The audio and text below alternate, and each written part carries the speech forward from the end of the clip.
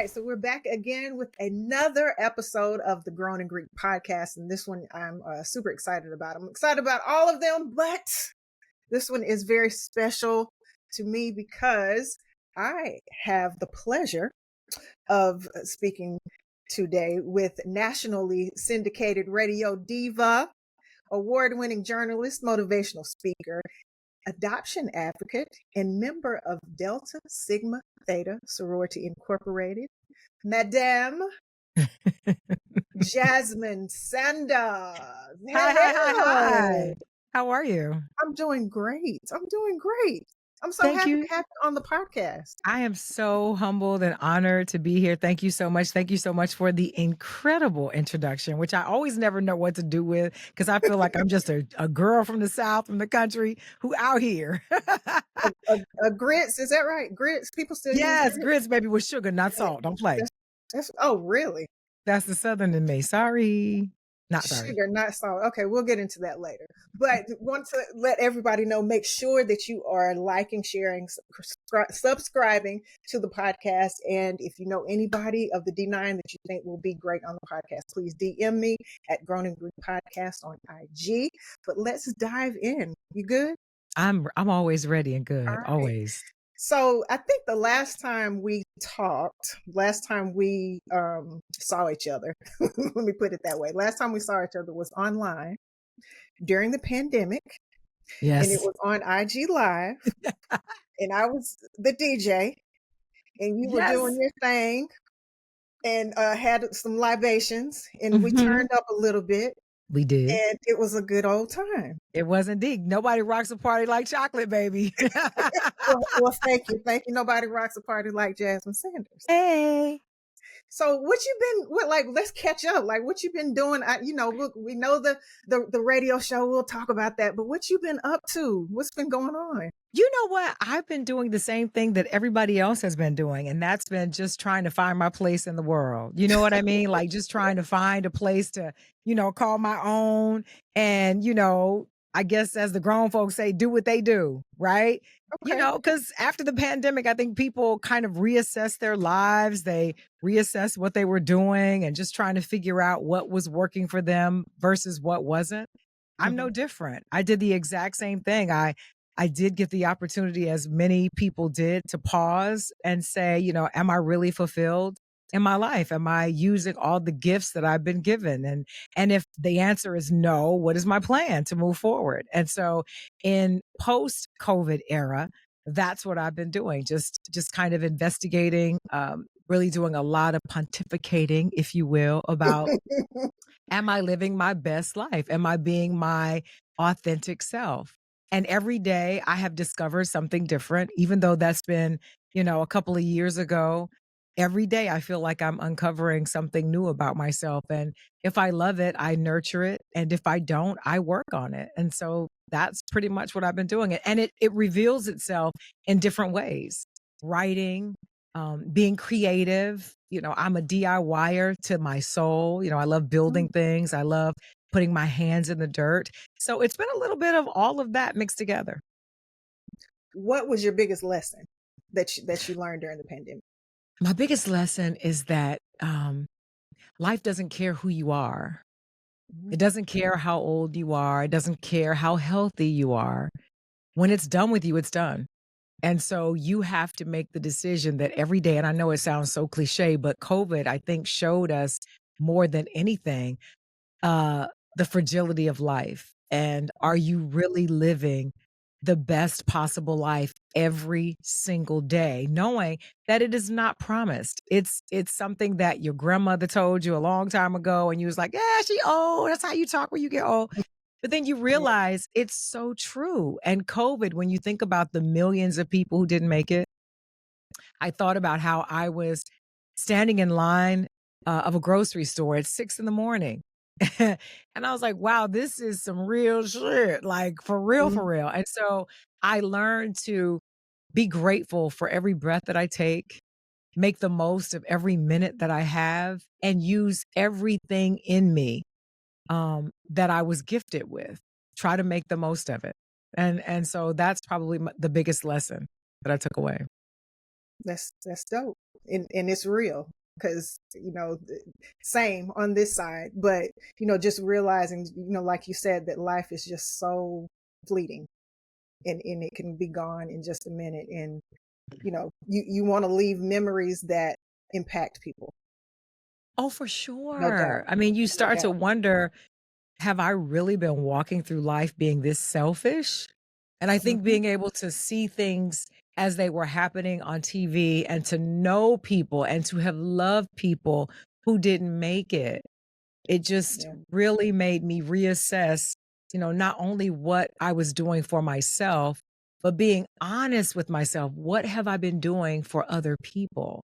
And what kind of lasting impression have I left? Was it good? Was it bad? Did they think that I was, a terrible person or a good person? Did I do something to better their lives? And I think, when you know better, you do better. And so for Definitely. me, I walked away with thinking I can't just live the life just for me. It has to be also, what am I leaving as my legacy? Hmm. So intention. It's all about intention. It's all about All about intention. intention. It So, is. of course, we are acquainted with you. We absolutely love you and adore you. Listen to you every day. You Oh, guys are thank in you, what, thank you, like thank you. 90 markets and counting? Is that right? Child, Still I don't not even like know. 90, You know what I a bunch do? of I just keep my head down. I don't count nothing. I them. just Okay. work. I don't know how Oh, many markets we're on in, but I'm grateful for every single one and every listener that we have. So I don't count because I think to me, it's a lot like, counting your successes. I learned yeah. a long time ago. I'll tell you a quick story if you got time. Mhm. I Oh yeah, used to let's be a go. softball player. I used to be a softball player and I was good. I mean, let me tell you something. There are stories about me. We will get into that later. But I remember I was playing outfield for the first time and because I was on a new team. And I remember a ball came towards me, but it was what they would call uncatchable. It was almost over the fence. Well, it was over the fence and it was so far out that I should not have been able to have caught it. And I Mhm. caught it. I jumped over the fence, caught the ball, and began to celebrate. And I was so caught up in the celebration, the runner tagged up and went in. And my coach Ooh. sat me on the bench and said, "You will not go back out because you're selfish." And he was Mhm. right. I focused on that current win instead of focusing on the fact that the game wasn't over. And so, because that stuck with me, because it stung me so deep, because I was expecting to be celebrated by, what I had done, I lost focus. So now I don't do that anymore. I don't count awards. Not that I'm not grateful. I'm grateful, but I just don't get stuck into them. So I know every market is a win and I'm so Mhm. grateful for it. But I just focus on trying to continue to do a good job because the game ain't over. So Well, that is a totally, different perspective, but it's real. Like it's it's real real. because you can get caught up in a lot of things, but then there are other people around you who, who are participating too, and they deserve the same amount of celebration or applause or whatever. And so yeah, Yeah, that's good it's perspective. true. And the Yeah, other no thing doubt. is you're so caught up in your own celebration, you thought the game was over and you end up losing the game because the person that you're playing against was able to, tag up and run in and get a home, not a home run, but was able to score a point. So in other Hmm. words, I took my eyes off of the road. I took my eye off the game and there's always time for celebration when you get home or later on when you're in your prayer closet, as my grandmama used to say. And my head got lost in the game for a second. But the one thing about me, you only have to hit me over the head one time. And I learned Amen. that lesson. That lesson happened so many years ago, and I still remember it to this day. That's good that you learned the first time because a lot of Oh, yeah. a lot of us Mm-mm. don't. I can Won't I lump can me speak up. for myself. But I did not know that you were an athlete. I didn't. I mean, you can look Yes. at you and tell, but I did not know that. That is dope. Mhm. Like I Jasmine, we have so much in common. Like we have so much in common. It's a shame. But yeah, I did not know I'm that. like The from South, the I played earliest basketball, memory so that I have, it's different. my I'm a dad sports fiend, but yeah, I did yeah. not know that about you. Mhm. Wow. From earliest memory, my dad had me from T-ball all the way up. And then when I was able to choose for myself, I ran track. I played volleyball, number two spiker, only because of my height, not because of my aggression. I played soccer. I played field hockey. I mean, I played basketball. You name it, I did it. Ran track. I don't know if I said that before, but Yeah. I've done just about everything. I'm a sports person to the core, which is why I'm so Oh, competitive. Oh my gosh, I'm that's, so competitive. that makes sense. Favorite Mhm. favorite sport. Favorite sport. Oh, wow. I don't know that I have one. Now, I'm gonna be honest, I used to love basketball a long time ago. I'm talking about the days of John Stockton, Karl Malone, people like that.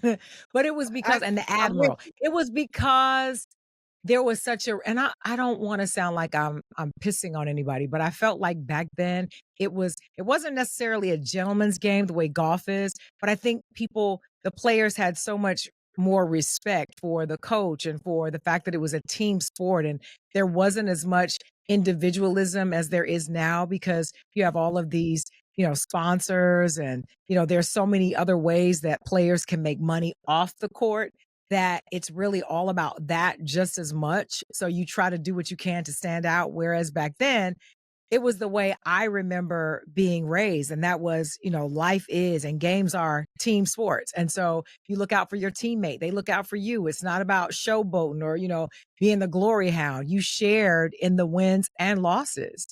And Mhm. so I saw a shift when I'm having a brain fart. My man who choked the coach out. I was like, "Oh my god, what is happening?" uh, I can't think of his name right now, but he choked the coach. I was like, "Yo, you can't do that. What is happening to these players?" And I don't know. I think I began to lose respect because I felt I don't know. And so it used to be basketball. I Yeah, Latrell Sprewell choked the coach out. Like, Oh, what? oh, Who okay. does Yeah, that? So I now I remember don't that. necessarily know that I have a favorite. I like all sports. I enjoy watching them. I prefer to be there in person as opposed to sit on TV. But I'm also really into golf right now. I'm really into golf right now. Surprisingly, I do really well, but I think it's because I learned how to swing from baseball and softball. I do really well. So I kind of like that. I don't want to watch it. I just want to go play it. I know nothing about golf. All right, so let me tell you, obviously my sport is basketball, but I cannot believe that you're not into like women's basketball and Dawn Staley taking the whole show by storm, and she's just doing it and all of that stuff. They're a little mad at her right now, though. They're a little mad at her Yeah, right yeah, now. yeah. But I listen, I do not discriminate. I like women's sports like I do men's sports. I just, I watch women's softball. I sometimes I'll watch women's basketball. Sometimes I'll watch women's golf. Like I like anything that is athletic, I like it. Now, again, I'd rather be there so that I can feel the energy, as opposed to watching it on TV. But yeah, I don't I mean, I love all sports, period, male or female. Not true. Not Okay. true. It's 2 sports I cannot stand. I'm not gonna watch curling. I'm not gonna do it. Not doing it. And I'm not gonna watch boxing. And Really? it's not because I don't like the thrill of it. I'm a germaphobe. So spit and blood flying everywhere, it's not for me. Get somebody else to do Okay. it.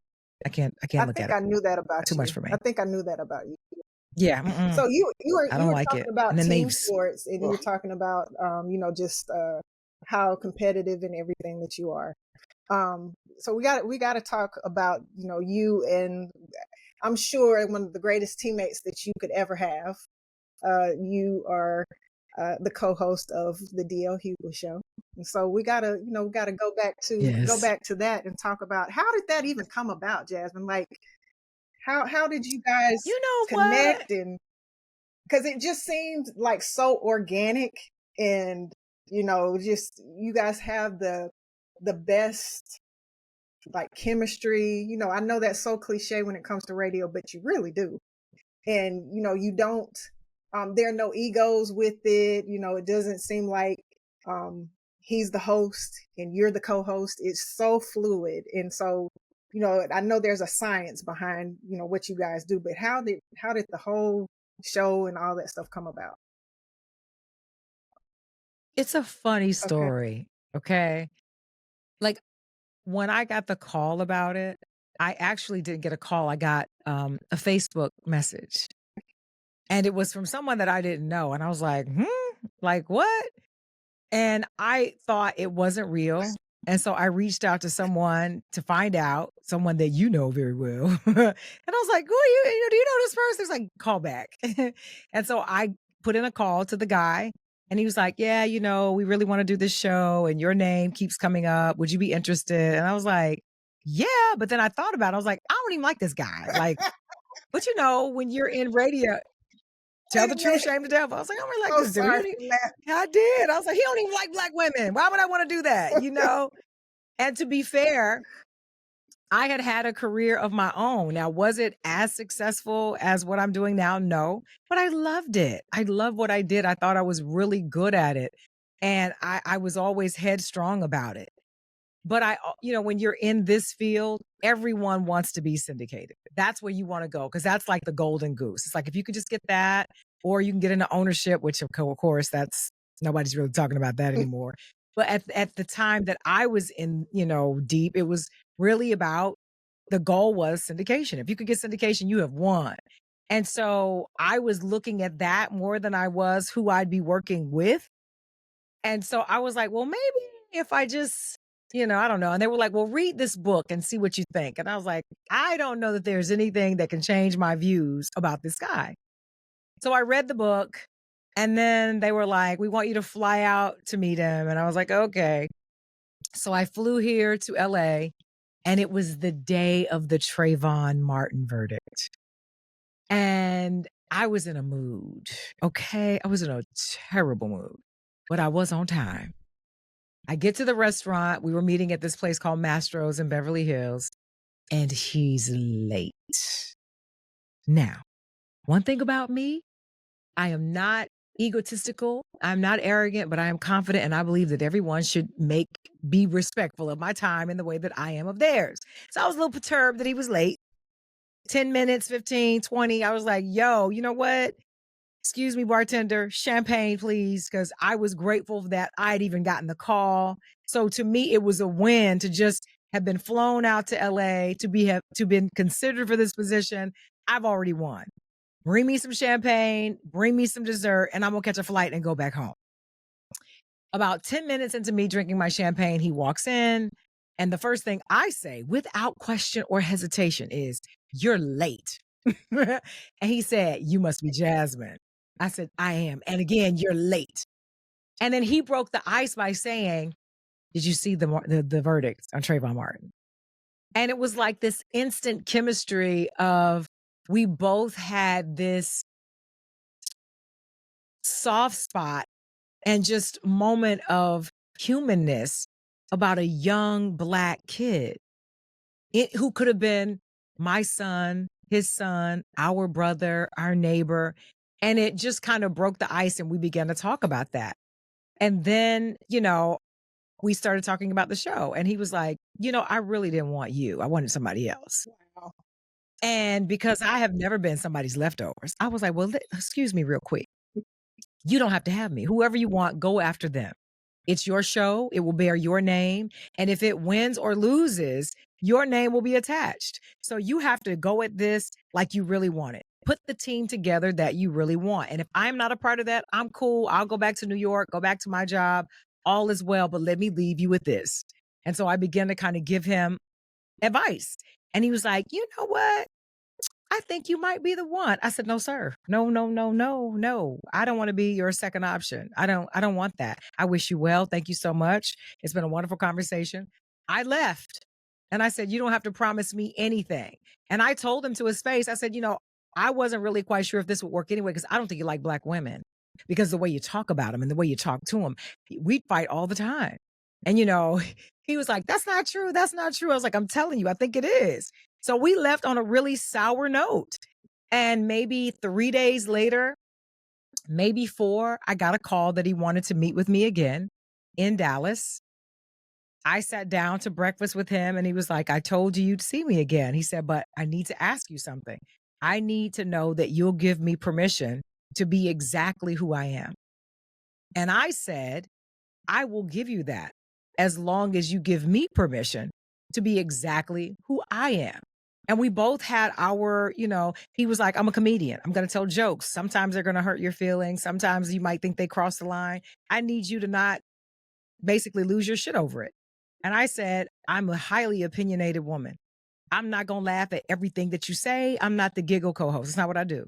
If I don't like it, I'm going to tell you. And I don't want you jumping on me after the show, ready to fire me saying, I'm too, I don't know, against you or whatever. And so we both made that commitment. And we've been doing it together for almost 12 years. That is, wow. You can tell. And, I appreciate what I really appreciate about DL is he really dug his feet into learning radio. And obviously he listened to the advice that you gave him, in the beginning. And, the show is just, it's full of just meat that you can take and chew on every single day. And so, by you guys having that agreement, you can tell. You can absolutely tell. And it's entertaining, definitely. But we try.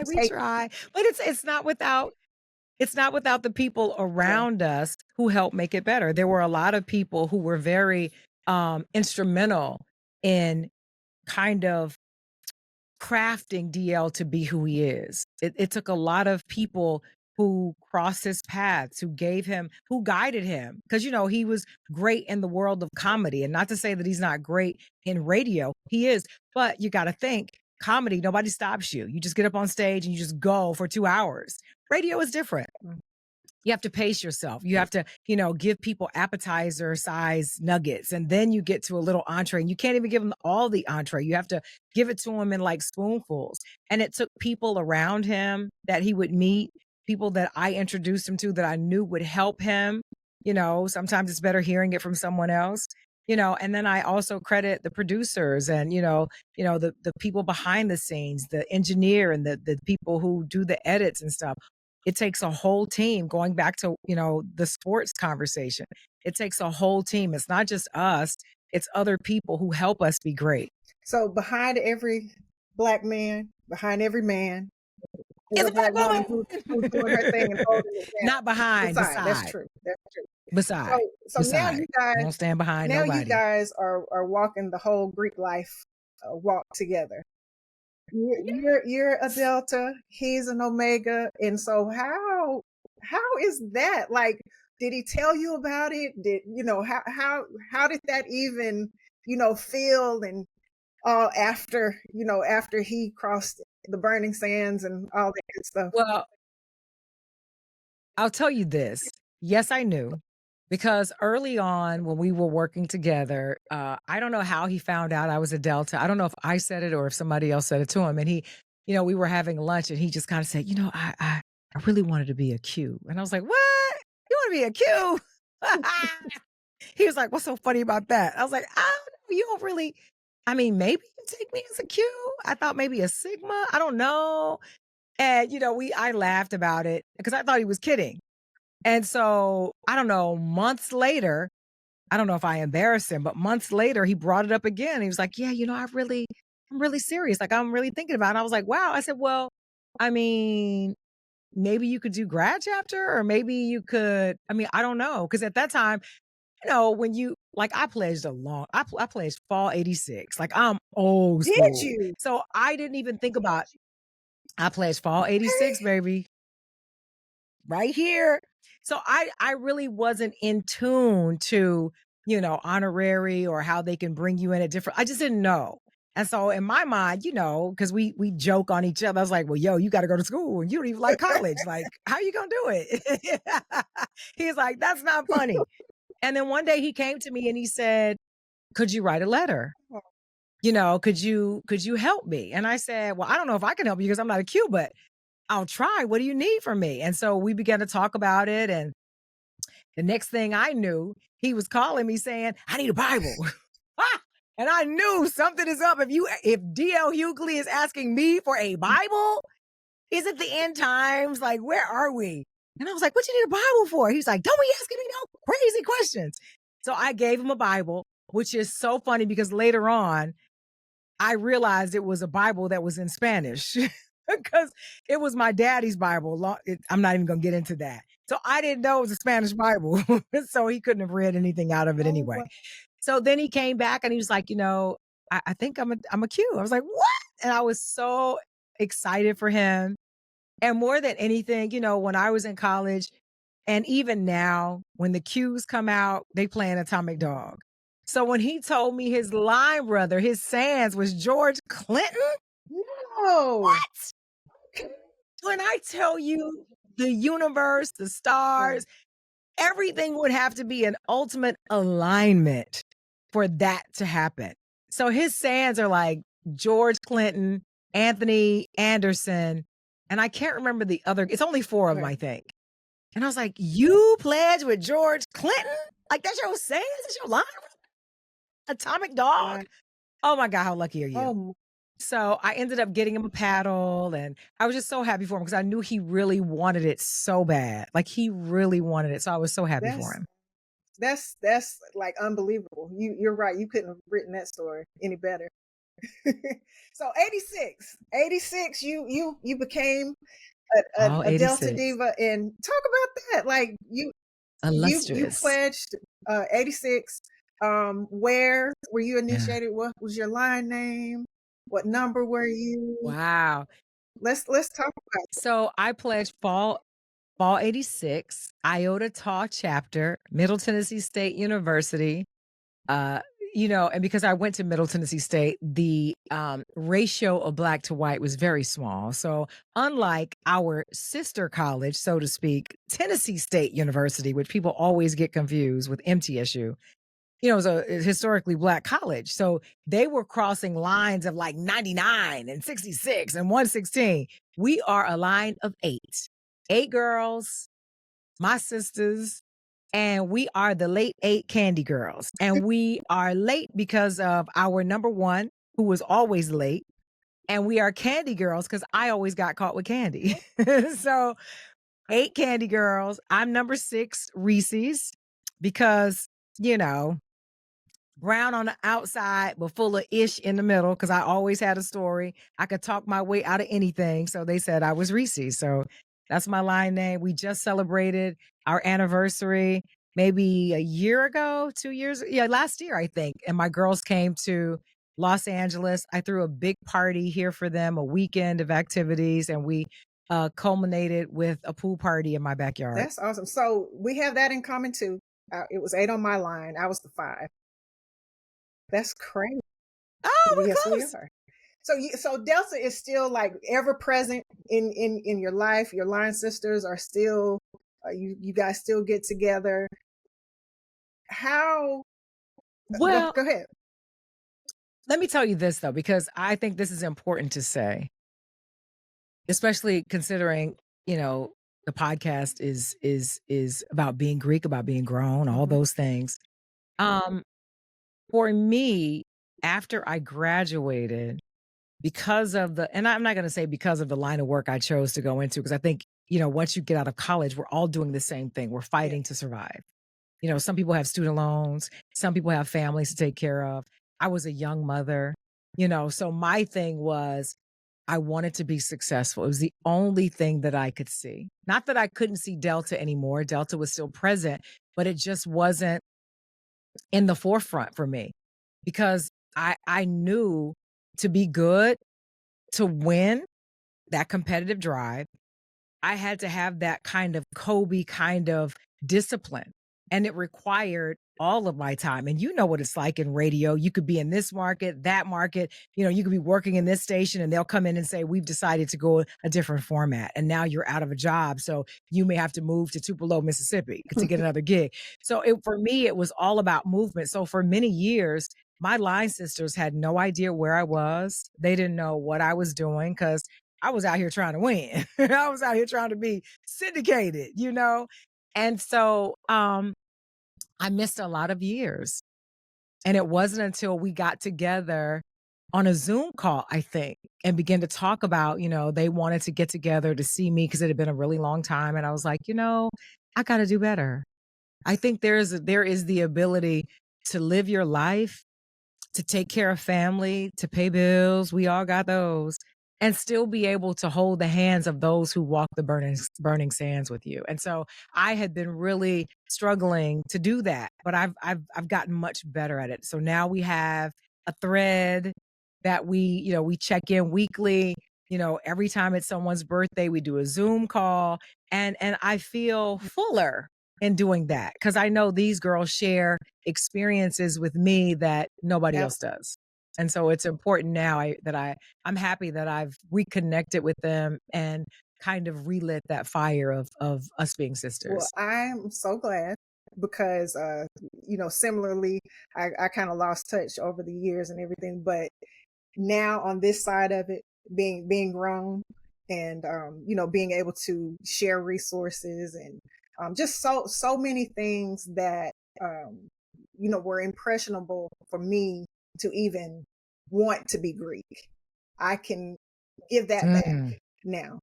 And, of course, the camaraderie and the sisterhood is just, everything. But on a broader perspective, the D9 is just so powerful. And It it's so is.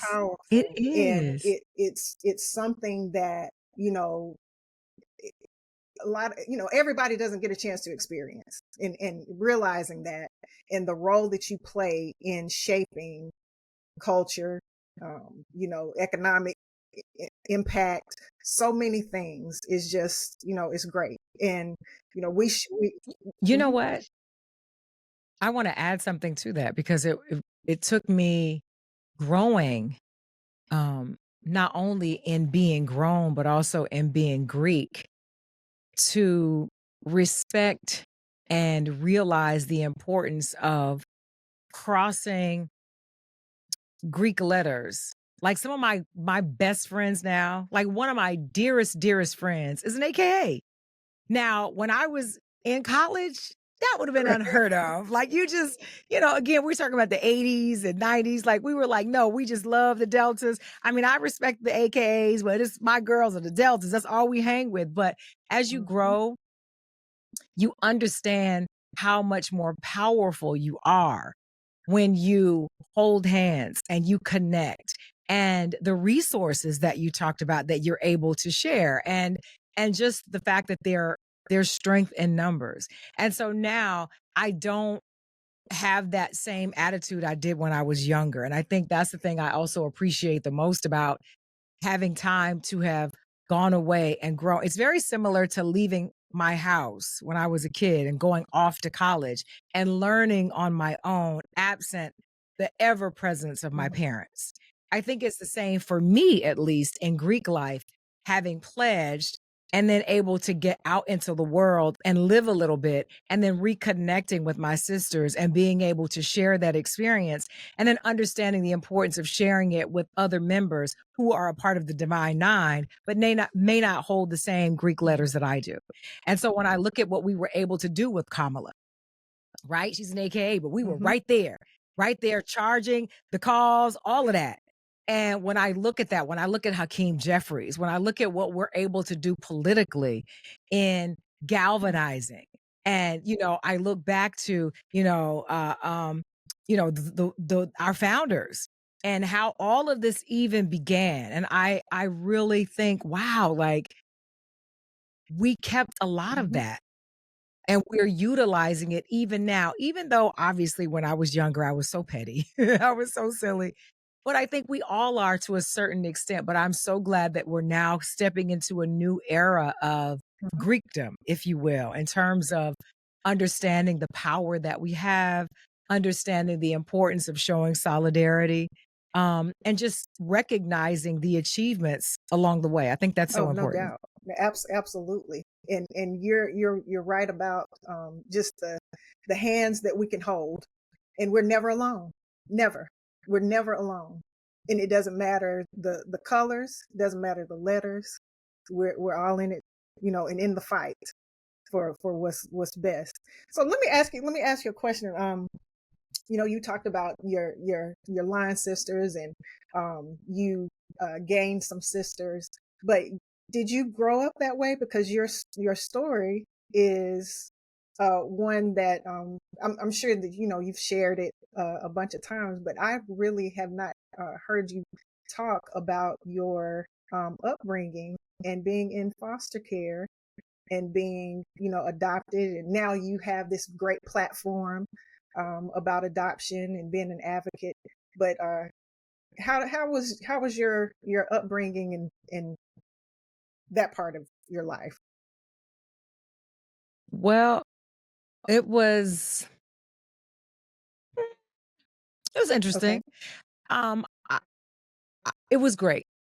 Let me just say that, and it took me to be older to understand that everything that I thought should have been was not good for me. So everything that happened to me really is why I'm here and why I have been able to do what I've been able to do in spite of all of the obstacles. I was given up for adoption at birth.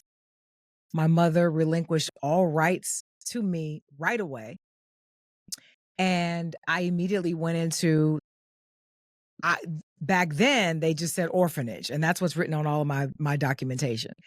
So I went into a facility where I guess I went through maybe 4 foster families until I got my forever home.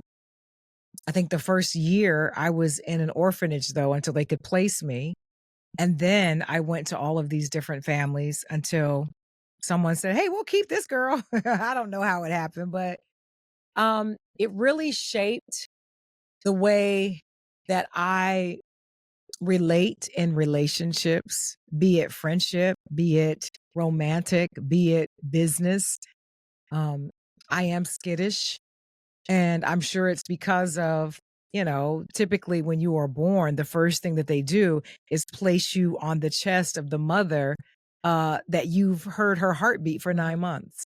But for me, because that cut needed to be cold and right away and immediate, they didn't do that. I was taken away right away because she had relinquished all rights. And so for me, at times it can be difficult to connect with other people on a meaningful level because I guess of how things started for me. But I was so blessed to be adopted into a family that loved me the best that they could. I was raised on a farm in Ottawa, Tennessee, very tiny town outside of Chattanooga. It was a working farm. So I had chores. I had to be up at 4 a.m. and slop the pigs and feed the cows and the chickens and milk the cows and take the milk to my aunt sis so she could churn and make butter. And, I grew up very Hmm. simple. And I think all of that has ultimately poured into the person that I am. So even with great success, I am very humble. I'm that girl next door. I love people. Um, I love outdoors and nature. And I'm so proud of how I was raised. And so now that I have stumbled through all of the pitfalls and made a lot of mistakes along the way, including getting pregnant very early. Um, I feel that it is important that I pour into the girl who could have been me. And that was, I didn't get picked. And I had to live my life in foster care and then age out and be on the streets or hope that someone would come take care of me. And so that's why adopted and winning is so important to me because I feel sometimes the stigma of people who think, people who've been in foster care or who were adopted, there's something wrong with them and they're crazy. And so I have always been on a mission to change that narrative and to always give back, to hopefully give hope to someone who, like I said, could have been Hmm. me. So how can people, I guess, go along with you on that journey? Because you do, advocate, you do have some initiatives that you are spearheading, and I think it's awesome because I've looked into foster care and adopting myself. And so that's Oh, something that I'm happy to know someone that knows about it, and can you can see the evidence of what love can do. You know. oh my God. When I tell you what love can do. And I think that the days of it being stigmatized Yeah. are gone. I think the shame of saying, I waited too late, or I have fertility issues, or I just haven't found the right one, the right partner, or whatever the case may be. I'm so happy that the shame of that has gone because there are so many kids who all they want is to just be loved. That's it. They're not asking for anything else, just love them, you know, the way nature intended it to be, basically. I don't think for a minute that God, the universe, or anybody expected, a mother to have a baby and just leave it for whatever reason. And I understand economics. I understand, emotionally not ready. And it's better to give a child into a nurturing home or environment that can do better than perhaps you could. I understand all of that. But at the end of the day, there's a child. And whether they are loved or not, they will be a product of that. And if you have the love in your heart, if you have, the patience to give, I think you should. And it always, makes my heart skip a beat when I hear somebody say it, because I don't think we say it enough, because I think people are so tethered to the idea of, I just want to give birth, which is fine. Listen, to be totally transparent, not the first baby, because that was a mistake. That was ooh. But I thought about having kids later, and I also thought I have to adopt a kid. I have to, because it would be crazy if I didn't. But there was also a huge part of me that said, I want a baby that looks Mhm. like me. I want to know what it feels like to hold a baby for 9 months, and to make that connection, and to then go through the birthing process, to be able to say, wow, this is me. This is a part of me. I felt that for a long time. And initially I was really embarrassed to say it, but I was like, forget about it. My background is what it is, but I'm still like most women, and that is, you want to look into the face of someone who looks like you. But I don't think that means you still can't adopt, especially if you can afford it. And if you have the love in your heart to give it, why Mhm. shouldn't you? I mean, Well, look at you now. Look at you now. Well, Jasmine, I know that everybody is just elated that you are so giving of yourself, and we can listen to you every day, and but I'm just so happy to be able to talk to you, because most of the time when we've been in spaces, it's been a, a work, I guess, type situation.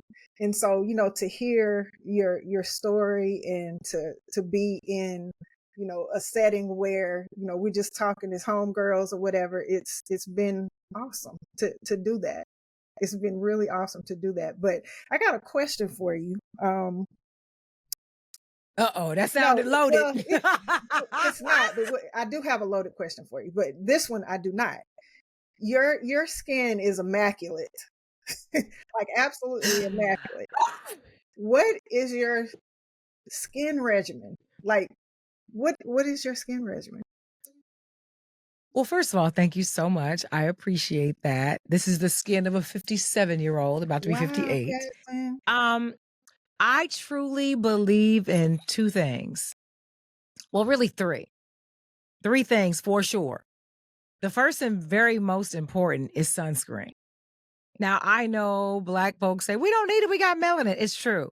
But I think this sun is different. This sun that's out here now in the daytime, it ain't playing around. It's like shingles, it does not care. And so I think you have to protect your skin with sunscreen. And I've seen a tremendous difference in the texture, the tone of my skin with using sunscreen. Now, genetics play a great role in that, because I've never really had bad skin. Um, But I think you protect what you have. And so sunscreen first. The second, I believe wholeheartedly in an exfoliant. I use a powder exfoliant, right? To really scrub and get in there. The third thing is going to sound so crazy, maybe not. I learned about it maybe 4 years ago and I swear by it.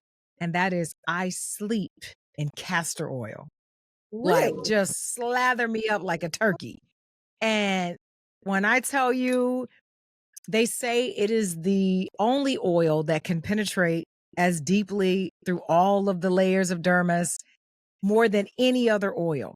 And it has so many amazing properties. And initially I thought, that's not true. It's just castor oil. Like my mom used to make me take that, Yes. for regularity. But when I tell you, I could literally see a difference. So castor oil, I swear by sunscreen, and I swear by exfoliating your Okay. skin. Castor oil. Okay. I'll Castor try oil. that. And get the black Jamaican Black kind. Jamaican. Get the Oh, black Jamaican really? kind. Okay. I actually have some of that. I Yeah, I girl, put it actually on your have some of face. it. Put it on your So face. who's the most interesting person that you've ever interviewed? Ever? Wow, the most interesting person that I've ever interviewed. Or let me take that back. Let me say your best interview. Who's your best interview ever? My best interview ever, I would say, well, I could tell you the most fun and the most memorable was Patti LaBelle. Okay. Because in the middle of the interview, she just pulls out a bottle of hot sauce, like out of her purse. And the purse was like $45,000. And she had a bottle of Louisiana hot sauce. It was just the weirdest kind of, I don't even know. And so in between eating and talking, she was like, child, go on, keep talking, keep asking me questions. And she was eating and pouring hot sauce out of her Louis Vuitton. It was just weird. It was really weird, but it was so much fun. And she was so cool and down to earth that I absolutely loved it. So she was one of my favorites. Let me think Where who was else that? Was that that was in really studio good. or was it like where was it? No, we were at a In the club. We were at a Okay. club and we were doing like we were doing a Okay. remote. And so I was interviewing her at a club, like doing call-ins.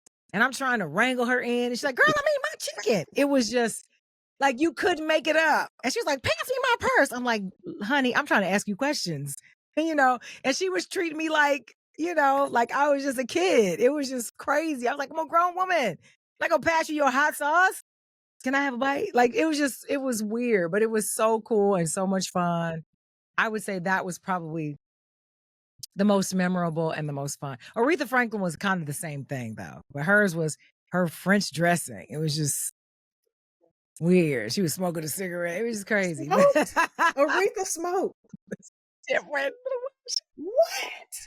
Oh my God. So if you But it was fun. I think I've had some great interviews and I've had some really okay, we bad won't talk ones. about the bad ones. We won't talk about those. We ain't gonna call nobody out, but I've I had some do want to really know bad though. ones. Another day. I'll tell Okay. you when the show is over. If you if you could do anything else besides radio, what would it be? Oh my goodness. Um, I'm really good at marketing and promotions. Like I'm really good at creative things. Most people don't know, but I'm a really good Mhm. writer. I've been writing since I was probably about 10 years old. So I would probably write. Um, I'm really good at um just writing, I guess. Either that or I'd say interior design I'm really good at. So I'd probably do that. I'd either be a writer or I would get into like building things. I love to build and make things with my hands. I'm really good at that too. So what's next? What's next for you? What's on your plate? What can people look out for? Well, I'm working on a book, Okay. by the way. I have a book deal on the table that I'm super excited about, but months of work. Oof. So I'm excited about That's, that, about that's teaching women to reconnect with their okay. joy and reconnect with the inner child. Because I think that's where our magic is, honestly. Um, and also, I'm looking into developing documentaries. I think there are a lot of amazing stories to tell, including those about adoption and foster care from the perspective of millennials and Gen Xers, boomers and whatnot. Back when it was taboo to talk about. I think there are great stories there. There are great stories in the world of comedy. I'm a storyteller at heart, so I think I'll always kind of stay in the realm of doing just that because I think I'm really good at it. I know I'm good at it, and I'm built for it. Well, So movies, documentaries, and then, I wanna buy a farm. really? I wanna buy a You got to come back farm. south. I wanna go back You to got my to come back roots. down. Yeah, I wanna go back to my Okay. roots. I wanna buy a couple of Okay. horses. I wanna have, pigs and chickens, and I wanna have all of Now you that. can't wear any of those heels that I see in the background on the farm. Baby, I can't wear them now. Post-COVID, baby, these heels right here. None of these. You None of these right here. These especially. you don't No, wear no, any ma'am. of those anymore. I Okay. do wear them, but you know what I like to tell people? Because this is my background for my interview, period, no matter what it is. And I say these shoes represent a different era of my life, all of them from, journeys that I've been through that were very difficult, like some of these shoes to walk in, like these Socates, right? But there's a story there. I think there's a story in every shoe because I walk through something in every pair. And so every pair holds a story. And so that's why I used it. Honestly, it's not to show off because I'm not even that kind of person. Like I'm not showy at all. But this for me is my story all That's behind dope. me. It's a book title. It's a book title too. There you go. I'll Use the take that. shoes. Well, I'm looking out for the Mhm. book, and excited about what's next for you. And I just appreciate you being on the Grown and Greek podcast. Appreciate your time. Appreciate who you are because I look up to you. And I never would have thought you were an '87 initiate. Like what, what? I'm shocked. That's I'm it. shocked. Well, I am just so honored that you asked me, and I don't take it lightly when anyone asks because I think it is a privilege for someone to want to sit down and have conversations and just share stories. I consider that a privilege because I think we all too often walk through the world and we're just so hyper focused on just us that we forget moments like this where you have the ability to connect with another human being. And so I don't take it lightly. I'm honestly gracious and humbled for the Oh, invitation. you can make me cry. But Don't cry. I don't like tears. No, just but laugh. no, seriously, you are you're everything, and you are someone especially in radio, and I've um, tried my best to get to the level that you have gotten, you've reached, and just to be able to talk to you, I feel like I've gotten there. So thank you so much for who you are. Thank you for doing what you do. Thank you for representing the D9 and keep DL in check. And I know that's right. keep DL in check. And Every yeah, day. thank you so much. People can reach you. People can get in touch with you on social media. How? They can. I am Jasmine Sanders all across the board for the most part. That's where I am. Oh, You can cool, find me. cool. Jasmine Sanders, thank you so much for being a part of the Grown Greek family. And Thank I you. look forward to talking to you again soon. Anytime. You Yeah, know, I got mad thank love for you. I think you're super talented. I think you're amazing. And I think you're so down to earth and you're such a beautiful person. Never let anybody take that light from thank you, girl. You got it in you. Everything that you need to get to where you want to be, you got it. Just tap into it and just focus on that. Amen.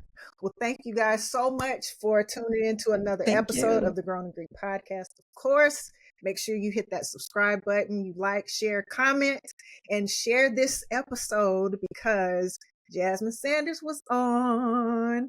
And if you know anybody else Woo-hoo. that you think should be a part of the Grown and Greek podcast and the Grown and Greek family, please DM me at the Grown and Greek podcast on IG. Until next time, Jasmine, you got to give me that pyramid.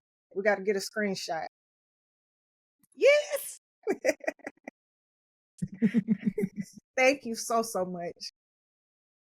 Thank you. You can support Grown in Greek by subscribing to the podcast, shopping our exclusive luxury accessory line, or purchasing books from the D9 Book Club by visiting our website at growninggreekpodcast.com. Don't forget to like, comment, and share on social media at Grown in Greek Podcast. Thanks for watching.